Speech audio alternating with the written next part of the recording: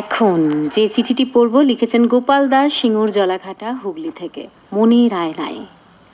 মনির আয়নায় ধুলোর চাদর ঢাকা, স্মৃতির বিবরে জমে থাকা অনুভূতি আবছা, অস্পষ্ট, ফ্যাকাশে করে দেয় জীবনের সকল ইচ্ছা, আকাঙ্ক্ষা, স্বপ্নগুলোকে।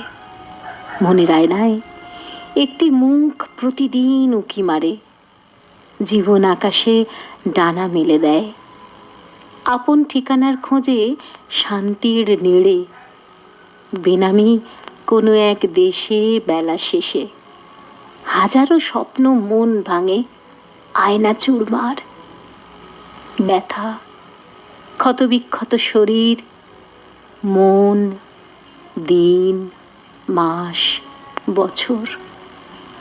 মনের আয়নায় যত প্রিয় আপন আজ পর, স্বার্থের ভেলায় ভেসে গেছে অনেক দূরে, বহু দূরে। অতি প্রিয় আপন স্বজন, বন্ধু, প্রিয়জন আজ মনের আয়নায় শুধু একটি মুখ আর জোনাকির আলো, স্বপ্নের এক গুচ্ছ ছবি।